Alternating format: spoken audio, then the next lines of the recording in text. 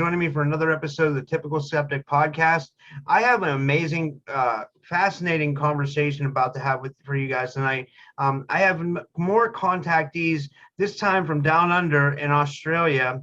I have with me Paul Hamden and Cyan, and they're Zeta Gray contactees, similar to like Judy Carroll, who we talked to before, more connections with the Zeta Grays, which makes a lot of sense.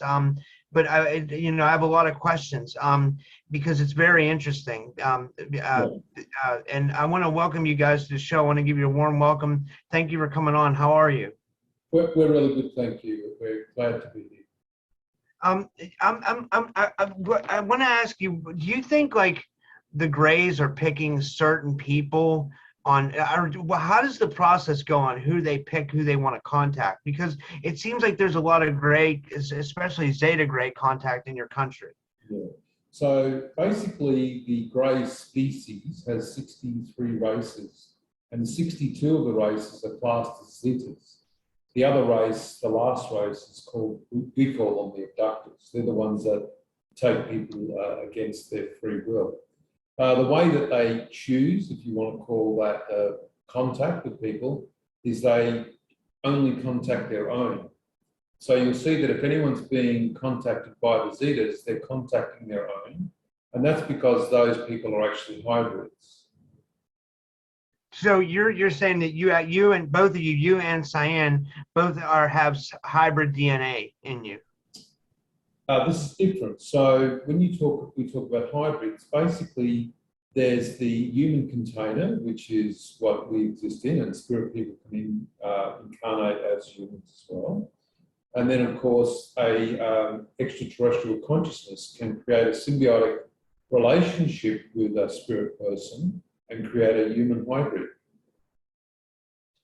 That's amazing. So it's the extraterrestrial living through the human form, you're saying? Yeah. Their consciousness. Yeah, their consciousness. And that's why there's no real DNA change required. Now, a lot of people say the Grays are negative. A lot of people say they're positive. You get the far-right Christians who say they're demonic. I from most contactees, though, from most people say that they're more positive, like the people that are actually having contact. Like when I talk to Judy Carroll, I'll reference her, she thinks they're positive. Now, I'll just tell you what she says, and you can riff off that and tell me what you think. Like, she says that, because I haven't read your books yet. I plan on reading them, but I just have, but she says that, there's this race called the Reptilians, which are like basically like reptilians, and they create their own species of Grays, and they're like the malevolent, whereas the Zeta Grays are more positive, and this is like a war going on. Do you have similar information, or is it? I've probably got extended information rather than that information. So basically, with the Reptilians, they are physical three-dimensional entities, but what they've got is technology that's able to extend themselves like a holographic image into the 3D environment. But they're also, through that technology, able to overlay their true image with another image. So they can turn up as Peter Pan, a rabbit, a clown, a grey, whatever they want to. So it's technology. Humans generally don't normally look past the initial images that they get. A lot of people also have only contact via their dream state. We don't have contact via our dream state at all. Our contact is, we're both mediums.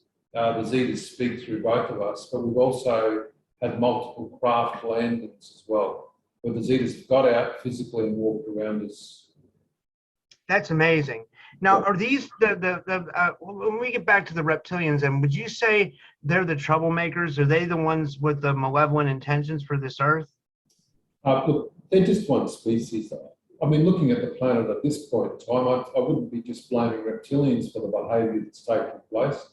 But one of the Grey species, the abductors, is also taking people against their will. I mean, that's just a fact. But yeah, the Zetas themselves, which also look very much genetically the same, are also not doing that as well. So if they are working with people, they do it under an agreement with free will. So we do have a lot of people that are being contacted. And if we look at the scope of contact, people generally believe they're being abducted initially. And then over the years, what happens is that moves to some sort of contact experiencer type process. And then people move into a more cognitive consciousness process with the beings. And that's because as the fear starts to fade, we're able to come forward and understand what's going on. Yeah, so it ends up being like a more spiritual experience in the end, and I dig that. I like that a lot. I think that's, I almost like wish I could have that kind of experience, but I don't think I have any gray species in me. Just recently I started having paranormal experiences, like I was experimenting with out of body experiments, and I encountered shadow type beings. So I mean, like, you wrote books on extraterrestrials and stuff like that. So what are your theories on like what these other creatures are that roam the world? Like I think you in your land they call Bigfoot Yowie, right? Yeah. Isn't that what they call? Like, yeah. Is he a part of the gray? Is he with the Greys, or is he like on his own, or is he like a natural creature, or what would you say? Okay, so we need to understand some of the background stuff to understand what people believe. And generally, imagine that you're actually an extraterrestrial and you want to telepathically connect with a human. What you'll do is you take an image out of the human's mind that you know that they want to connect with, and you'll present that image to that person as being the being that will be communicating with you. So people tell me all the time they're being contacted by Yowie and Sasquatch and all these things. And generally, what I understand to be the reality is that if I choose to talk to a human, I'm going to present an image that I know that they'll accept. And yes, these beings physically do exist or can exist as well. But when we think about these beings actually telepathically connecting to a global, to a planetary environment, we have to understand that if you look at the history of contact with the Greys or the Zetas or beings, that they are shown imagery of things that a person will accept, a clown, an owl, whatever. Screen memories, right? They call that screen memories. And I've written specifically all about contact and screen memories, how to contact races correctly, everything. So. Now, is that like, you said they do the screen memories so we're not scared initially? Like, is that, and then do the abductors do this? Or do the Zetas do this, or do they all do this? Yeah, so there's 4 types of screen memories. So we need to sort of, let's just frame the conversation. So the type A screen memory is where a person's taken and they never remember it. That's the first one. A type B screen memory is where you're taken and then you believe that you're piloting a craft. So you're standing there piloting a craft, but actually what's taking place is something else. It could be the extraterrestrial part of the person is talking to the extraterrestrial proponent of their race. It could be something as simple as that. A type C screen memory is where it's implanted, but it's designed to have a time mechanism on it, so it fails. And usually after the next day or a week, a month, a year, 10 years, it fails at a specific time, normally when people are around 40, and they start to remember.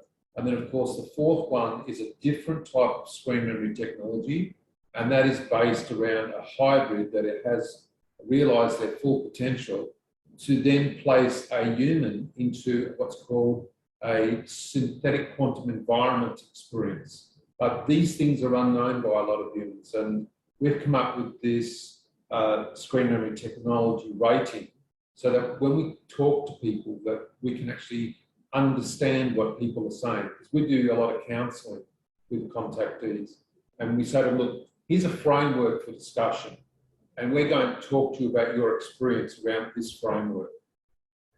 Yeah, so you can give so you do, can you get into that a little bit? Like, do you get a lot of people who are traumatized, and then, because in case I have a lot of fans who might want to get counseling, can you describe your services? Because I think that's really important. I think that's awesome. Yeah, we work with people from all around the world who are either just realizing what's happened, i.e. their screen memory technology has dropped and they're recalling experiences and they're getting residual emotions from that. They're reliving it almost like a form of post-traumatic stress syndrome in many ways, if not exactly that. And then we also work with people that have extensive experience right from day one, and they've spent their entire life trying to understand it. We work with people that have experiences every day. They're scared for themselves, they're scared for their children, they find themselves socially isolated, they obviously find it difficult to discuss and talk about this with anybody for fear of ridicule. We spend a lot of time with these people or working one-to-one and in small group environments to try and normalize what's going on for them, to help them understand the broader context in which it's happening, just to bring a bit more clarity to them so they can get on with their daily lives in a much more grounded way. Because we've been through all this ourselves. Yeah.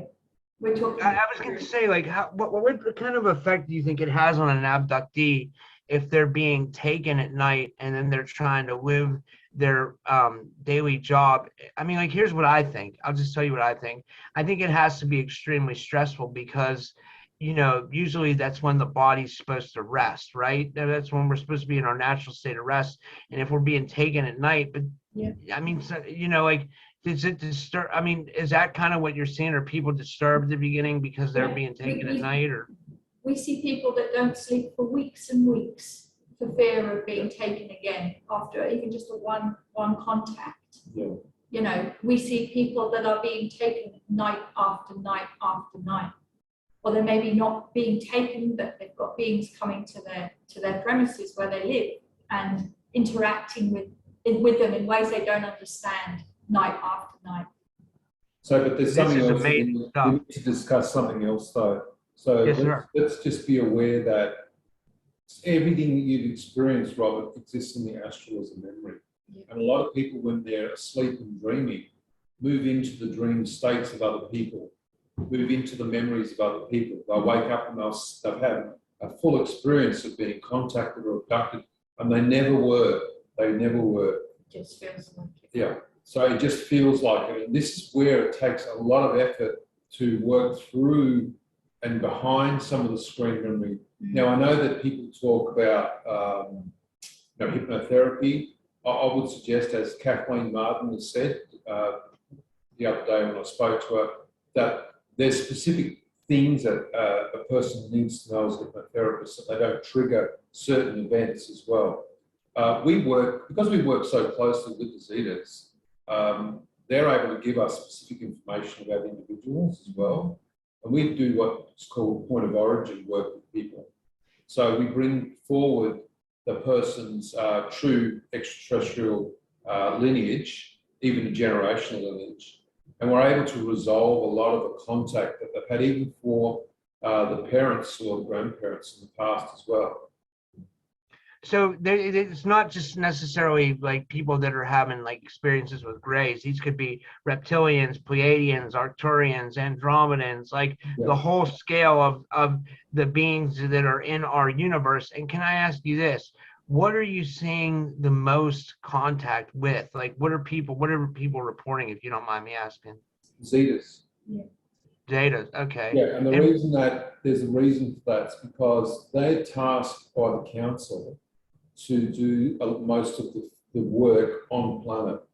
And of course, look, once you've read some of the books that we've written, A Primer of the Zeta Race, the Zeta Interviews, the Zeta Mind, all these books, you'll understand that there's so much going on. We have thousands and thousands of pages of information. And it's not based around the dream state. It's based around direct information from them. And hopefully in the interview today, we'll talk about the physical contact we've had with them via craft. Yeah, do you want to get into that a little bit? But first off, can you tell about your books first? Like all your books that you've written. Like I'd like to know about it because I want my viewers to know too, so they can get your books. Like I think it's really interesting. So William Trinit and I wrote a book called A Primer of the Zeta Race, and that's based in science. William's an ex-government scientist, so the Zetas had created specifically things like an etheric ear. A person didn't have the physical ability to hear in their ear, and the Zetas created an etheric one, and the person was able to hear. And the ear was tested methodically, and the person still has the use of that etheric ear.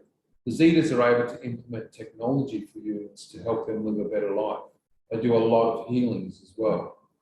In regards to the next book, the Zeta Interviews, that's transcripts of the Zetas speaking through myself and answering thousands of questions. It's a good book, and these books, those two books are free. Anybody can download them. You should not be paying for them off anywhere. They're just a PDF that anybody can have. We've given them away freely. That's amazing. Can I just say something real quick? Yeah. That shows that you must have serious, real information if you're giving them away free, because that means you're trying to get a message out to the public, and I can really respect that. But but you should get something for your hard work. Yeah. And then you're right, because there should be an energy exchange. So initially, when I was struggling to work out, what should I be doing with this information, 40 years ago. I wrote a book called Alien Interaction. It was just my story about, my contact, and it was sort of all over the place. I had some friends help me edit it and all the rest. Then we started to think about contact and how do people really contact extraterrestrials. We run a lot of workshops. We run a lot of free Zoom workshops online as well for a lot of people. And we're into teaching people and supporting the human race. Although it's nice that people would pay for a product or whatever, in the end there's too much information. There's too much that has to be given to humanity to be putting money up as the primary goal. This is more about giving the information, empowering the community, empowering humanity.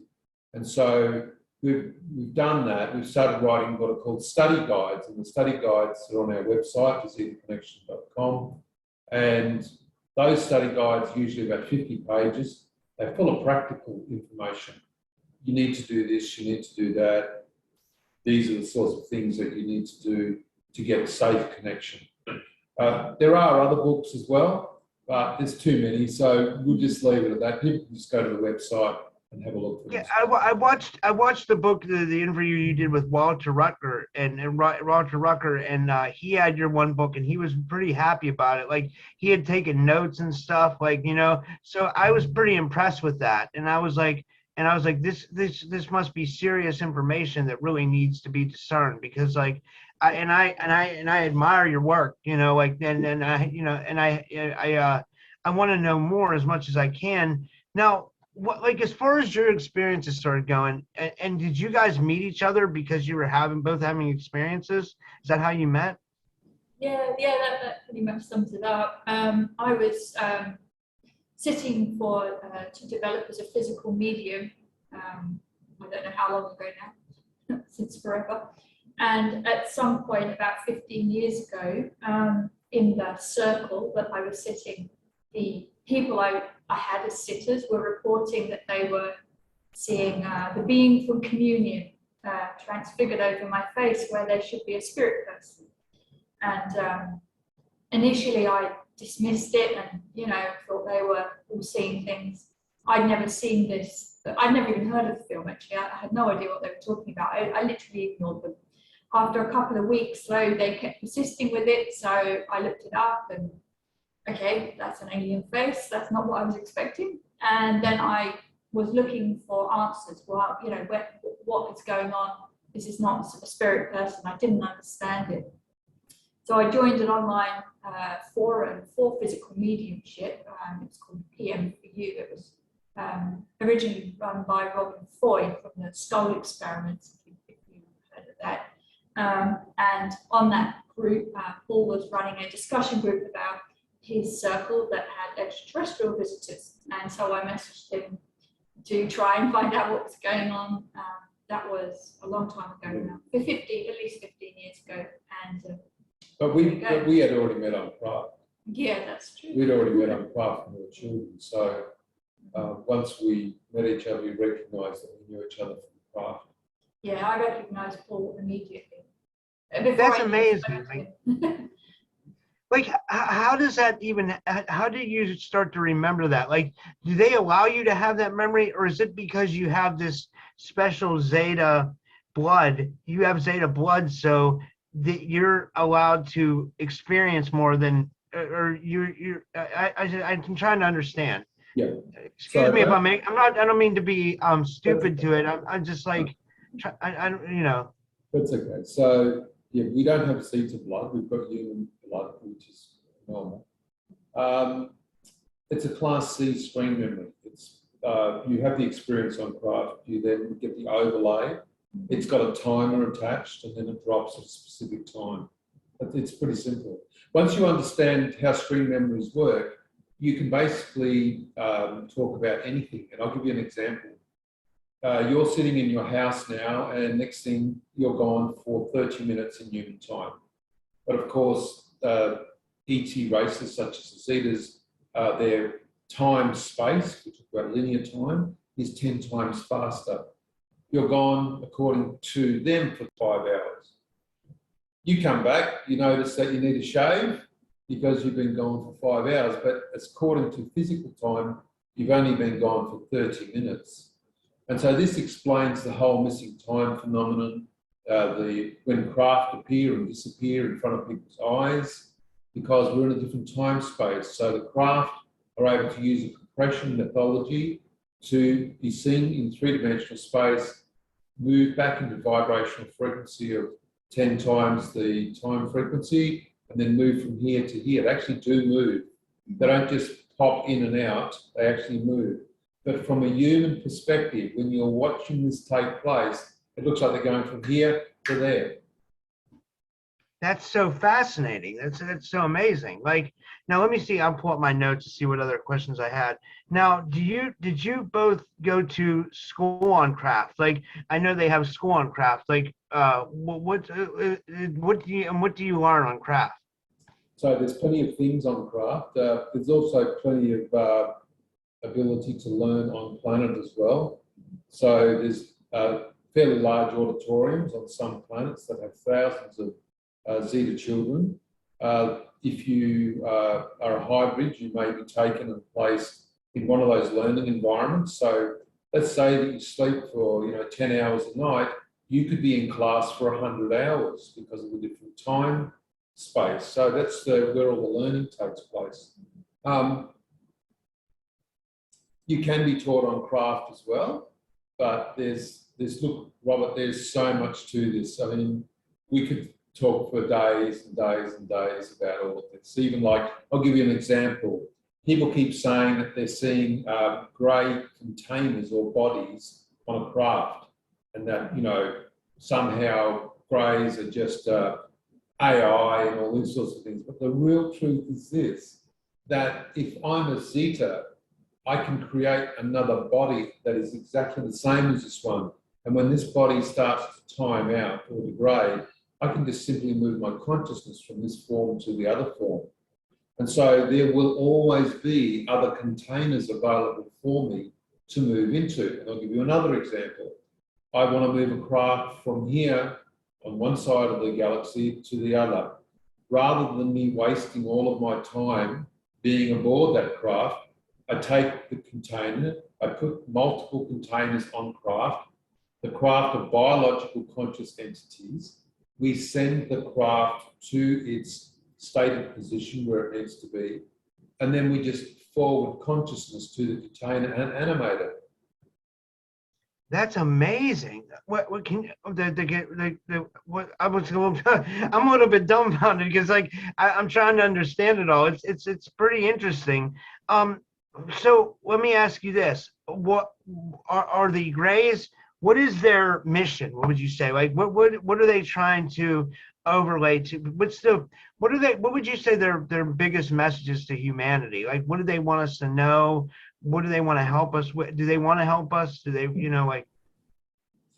Okay, so the message for humanity is that you are more. Okay? You are more. You are potential. You are consciousness, and that it's not about wanting to move into a fifth dimensional space. It's not about everybody ascending and all these sorts of things and wishing and hoping and talking about it and all this. It's about being kind to each other and being compassionate. It's about understanding that we only have each other as humans and that we need to support each other. And of course, we know at the moment with the current situation that's on the planet, that what's happening, you're seeing this global outpouring of compassion for a specific country. You're seeing all these people coming together. Now, although it's absolutely seen as a negative process that humans do have conflict on the planet, it's also being taken as a process where humans can also come together globally in consciousness. But how did this all start? Because this is the real question. Many, many years ago, when humans developed radio technology, and that moves at the speed of light, the waves, 40 years later, a lot of these waves started to reach out to things, places like the reticulum. And so, although the Zetas and other races knew that humans existed on the planet, because they've always known that, they started to monitor their ability to create technology by viewing what was called the now space on the linear timeline. And of course, they don't have a linear timeline, they have a different timeline, like a plasma ball would have, with multiple time threads. And so they were able to extrapolate out that humans at some point would create weaponry that would ultimately destroy humanity if they weren't careful. They came here, looked at what we could do, what they could do, and what they realised was if they created hybrids, as did other races that were involved in the project, the planet is a project, they would put about 30% of the people that are on the planet as hybrids, because free will dictates that we have the free will to not allow this to take place as humans. So for them to support us, they have to incarnate as hybrids and as humans as well. Once they're in that form, they are then able to legally, via free will, abide by the process of being human, and then also work with the collective consciousness of the human race. So at that point, there was started to be, after 40, 50, 60 years, you're getting all these people being contacted. You're starting to see this exponential increase in consciousness across the planet. And this is where the global outpouring of compassion and kindness is coming from now. I believe so too. Like if you look at like someone else from your country who's dealing with contact, if you look at like Mary Rodwell, I think you said like she interviews children who are contactees or out of star seeds and even people who are having contact. And she says that like she wrote that book called A New Human, where she thinks the human race is changing. Like we're becoming more compassionate, like you said, we're becoming more aware. Our consciousness is expanding, and I think that's good. But then we still have conflicts, like you said, like what's going on in Ukraine right now. There's nothing we can do because unfortunately that's our governments. And I want to be able to play this video on YouTube, so I won't get too much into that. But I don't know how we overcome that, and I don't think we necessarily need help with the grays for that. I just think we need to be better humans, I agree. We do need to be better. And the thing is that it's usually individuals in power that cause these issues. That's the problem. The rest of the planet's like, really what's going on here? But from an extraterrestrial perspective, they came last Tuesday in Craft, and they were talking to us, and we realised that they had come to intervene. Wait, what was that again? I'm sorry. All right, so about a week or 10 days ago, the Zetas came and they told us that they're going to intervene. They're going to what? Intervene. They're going to intervene in the war. Okay, that would be great if they did. That would be amazing. Like, but the thing is, Robert, remember that it's not about what a human would say. Oh, well, then we expect a craft to come in and laser beams and all this. They don't operate that way.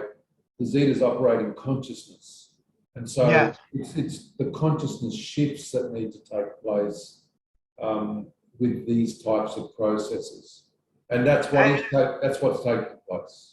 I see what you mean, like through negotiations, like like a country doesn't have to go invade another country. The consciousness shift will happen, so that doesn't even come into mind, right? There's a lot to this. It's not just. That's why we've said we don't get contacted in our dream states. We actually refuse to be spoken to in our dream states. If they want to talk to us, they either put one of us into a deep trance process and come through and speak evidentially, where they show themselves over the top of us, or they come and craft. We're not interested in the whole, I had a dream and I was told this, told that. We just don't want to go there. Not interested. That I see that. Yeah, you want reality. You want proof, basically. You want to be able to show that your contact is real.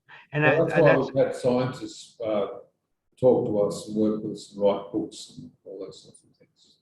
What did you have as far as science, if you don't mind me asking? Like, you said you had scientists work with you or something like. Yeah. So William Schneid, he's an ex-government scientist, and he worked with us, and he wrote the primer of the Zeta race. And of course, he's had experience with them himself, with the Zetas, through us. Many people have. If you look at the Kathleen Marden interview, she also states that she was healed by the Zetas as well. Our thing is based in evidence. We're only interested in how the Zetas can support humanity. And if humans, which they do, step forward and say, yes, the Zetas healed that person by talking to us, that's fine. I've got no problem with that. We're not the ones doing the healing, it's the Zetas. We're just the point of contact for them. Yeah, I like the fact that you're evidence-based, because my name on YouTube is Typical Skeptic, so I tend to usually be a little bit skeptical, but I'm not like a harsh skeptic. I'm like really open-minded, and honestly, like, I want to believe, you know what I mean? I'm not like the tomfoolery either. Like, I don't get so I like evidence, like you. I'm the exact same as you. That's right. And so, look, when my first craft, okay, we'll talk about that. So I'm 18 years old, I'm standing there, I'm 3 stories up in a unit, a craft comes, I didn't even know what it was, to be honest. It's like now it's like a cigar. And the side of the craft goes clear, and there's 2 Zetas standing there looking at me. It's only 10 meters away, right? And I called my mate over, he saw it, he was with me, and then people are pounding on the door behind me, and I let them in, and now we're all standing there, the 4 of us, watching this craft. And, we were like, what's going on? This looks like some sort of, we'd never even seen a grey before, because back then it was, many years ago. And we're wondering what was going on. Fast forward that, about 15 years ago, we had a craft land, we had 20 people with us when it happened. The Zetas came out, they walked around us, put their hands on our shoulders. A lot of the people were really out of it, like in a trance, altered state, because of the frequency of the craft, the frequency of the beings. We had a craft come, we've taken pictures of craft above our house. We can call in craft for ourselves, we don't do it for anybody else. We ask them to come and speak to us. We want evidence. I'm probably more skeptical than you are, or any other person, because once you've had a visit from a craft with the beings in it, the last thing you want is a visit via a dream state. No. If you can come once via a craft, then you can come every single time via a craft, or you can at least evidence yourself in a way that I cannot say, no, I don't believe what you're saying. So they do. They evidence themselves through healing people. Yeah, through the contact they're having with other humans. That's what you're saying, right? Like they're showing up with other people, and like that. Is that what you mean? Like the sorry. They say they're going to do something. Yeah. They tell us when they're going to do it, and they do it. Wow, that's amazing. Example is with Kathleen Marden. She had been unwell for 22 years. It's on the video. It's on my YouTube channel. The Zetas, she asked for healing, and they healed her straight away. I mean, it's just fact. It's not us saying, oh, this may have happened. It's actually another person saying that they were healed. by the Zetas. This is the problem, you see. People are so engulfed in reading everything, they're missing what's basically under their nose, and which is that there's actually real extraterrestrials working on the planet. And Are they? Would you say they're on the planet? I mean, like, where is their planet like compared to ours? Do you know? Is it Zeta Reticuli? yeah, Is that? that's one possible planet, yeah, of course. But remember, a lot of these civilizations also live on craft. They live on other planets. They can be transitory as well. They can live on, stations. I'll give you an example. Look at, I think it's, is it Elon Musk or somebody wants to build a space station or something above Mars or whatever. These people, already humans are talking about living off planet, living somewhere else. And so these other races that are much more advanced are already doing this. I don't know if you remember this, like back on the Art Bell show, back in 2015, he had cited a megastructure. And what was weird is like there wasn't much talk about it after that, but it was a megastructure craft. And like he had a couple people cite it, and he mentioned it on his show. And then a caller called in about it and said they saw it too. So, but then I've had people like Daryl Sims on my show, like the alien hunter, Daryl Sims, and he's talked about these real large craft.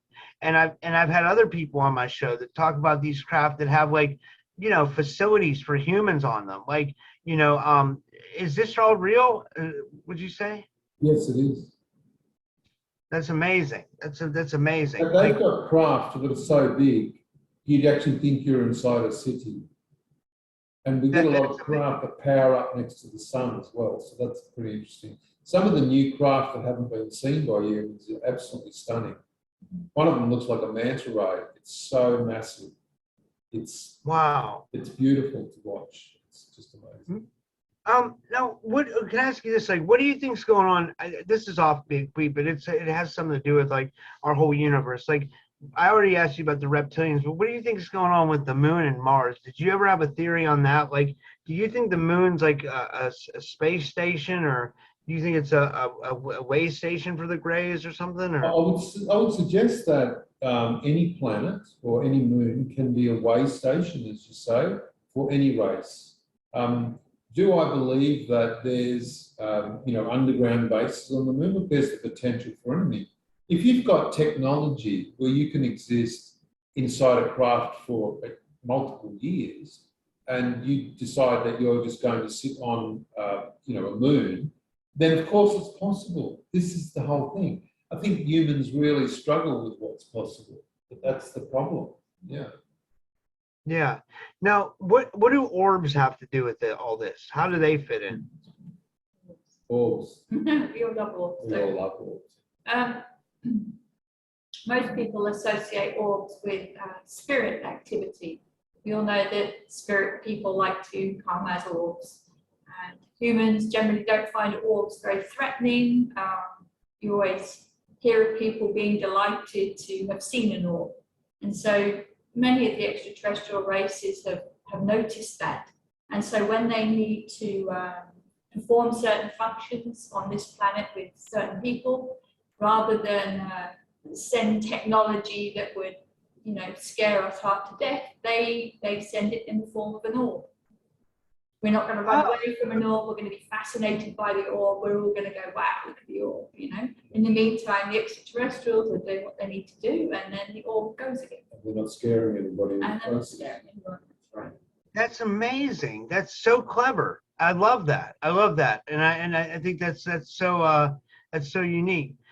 Now, what about scoop marks? Like, do people still get scoop marks, and do they still get marks? Like, here's an example. When Daryl was on the show, Daryl Sims, he told me once that an abductee had a Mandrabalt set on their body, which is it's a sign for order and chaos, which is very weird. Like you would never think that would be, but maybe one of the ET races put them, that marking on there. So do you often see scoop marks and markings still on contactees, abductees? So in the past, it was really common. I've got them myself, so does sign in. They're also based around screen memories as well. And there's a reason why. So has anyone told you why there's scoop marks on humans at all? I don't know. What? Nobody's told me, no. Okay, so there's only one reason why a person has a scoop mark, and that's because if they're a hybrid and they have a physical form, the physical form has an etheric body, and the etheric body vibrates at a specific frequency. When the hybrid mind comes and acclimates into a symbiotic relationship with the spirit person, that means that there's a consciousness around the physical form. But of course, the physical form is vibrating at a specific frequency, and the consciousness vibrates at a specific frequency. And what the races need to understand is they have to do what's called cellular mapping. And so they have to map the vibration of the cellular matter that makes up the physical container, and they have to map it against the consciousness of the symbiotic relationship. And so when a person is being taken and they get a scoop mark, it's not because they're taking the DNA to recreate me somewhere else. They can do that any way that they wanted to, in multiple ways. What they're doing is that they're looking to make sure that the hybrid consciousness that is held by hybrids is actually, and we could just say the word sticking, sticking with the process. Whereas people that start to go out of phase, right, you'll notice this, a lot of people get taken more than others. And if the person is really struggling with their hybrid nature, they'll be being taken back on craft and being realigned consciously, so that when they're put back into body, that they're having less of a dramatic consciousness experience. Now, people would go, well, how does that work if you are being taken and you're being taken and you're traumatized by that? Well, but there's a difference between that and actually having to leave your body due to hybrid failure. If the consciousness fails, then of course the hybrid has to leave and go back to planet. And so this is why they've been doing this for like 70, 80 years. What we find is the scoop marks from 70 years ago, 60 years ago are big, they're really big. And as their technology's got better and better, the scoop marks we see gradually get smaller and smaller and smaller, probably to the point that they're hardly ever used these days. Yeah, it's all measured etherically. It's all measured etherically. So as the technology is advanced, less people are now getting scoop marks, more people are having etheric implants for tracking. Okay. Now, I have a question. I'll challenge something that Daryl Sims talked about with see what you think about it. Like, Daryl, they call him the alien hunter. I don't know if you're familiar with him. He's been on my show a couple of times. He talks about alien fluorescence, okay? He said it's on an abductee, usually 24 hours, and you can find it with a black light. He said you can go over the body of the person, like I say, I might go over my body like this with a black light. And what'll happen is, if I've been touched by an alien or an extraterrestrial, then fluorescent spots will show up on my skin. Excuse me. Have you found this as well? I don't have a black light, so I wouldn't know. But we should get one. That sounds really interesting, for sure. We do wake up with indications that they've been like small bruises sometimes that don't hurt. We've got no explanation for being there. Marks that look like moles that have appeared literally overnight and then fade over a 2-week process. They call them eraser marks, or MUFON entitled them eraser marks. So we do wake up with occasional peculiar. I've definitely read about the black light stuff. Yeah. I think it's really interesting, but I haven't experienced it myself. I don't have a black light. Yeah, I'm sure. I mean, I guess it could depend on the race too, right? I guess it depends on what race touches you. I was going to say that to you. It would also depend on the race as well. So you have to understand that, I mean, proportionally, there'd be about 10 races that are, really, focusing on the planet. And this is where we come back to things like what are called synthetic quantum environments. I'm not sure that anyone's spoken to you about these that exist around. No. Yeah, so the prime of Zeta race the Zeta interviews talks about the SQEs. SQEs were originally introduced to humans as jump room technology to Mars. Okay. Okay, there you go. And so there's about 153 SQEs that exist around the planet. A lot of stuff that takes place is they can take a copy of you, they put the copy into the SQE, they can give you experiences in this environment. You don't even know that you don't even know you're a copy, you don't even know you're in an SQE, you think you're actually on Mars or something like that. They then study the behavior of the hybrid or the human, and then of course they then don't even need to do anything with the copy because it's just a copy. And then the consciousness of that experience would go back to that person that's asleep. Okay. So That's fascinating. So SQE technology is really interesting the way that it works as well. So Wow. This is fascinating. Now, I don't have any other questions. Is there anything we haven't covered that you would like to cover before we finish up, or because I want to do a part 2. What okay. I'd like to do is I had 3 interviews today, so I'd like to be able to get familiar with both your information and do a part 2 interview, because I think like you just come with a lot of fascinating information, and I don't want this to be the only time we meet up. I'd like to do this again if that's possible. Yeah, that's fine. So yeah, it's important that people look through the material, understand that we've sort of phased the material in. So a primer of the Zeta race is based around scientific information. The Zeta interviews is the transcripts of them talking through myself. Alien interactions, my own personal interview. We've got study guides. So we've sort of worked so that there's information for everybody. If people don't like scientific information, then they can just read the stories, those sorts of things. Because it's a lot of the times you read something and it's just, might be too difficult. You're tired at the end of the day. Yeah, so basically we've said that we've got a lot of material that people can read. It's on, our website is the-zeta-connection.com. And there's a lot of information on there. There's blogs, there's information, about books and some of the work that we do with people. If people want to contact us and talk to us about their experiences as well. We do work with a lot of people, and so we also make sure that we contact everybody as well. We don't disregard any information. It doesn't matter what people tell us, we'll listen. That's awesome. I think that's very important, because I think a lot of people are having experiences that they don't know, so, and it's nice to know that someone's there that'll do that.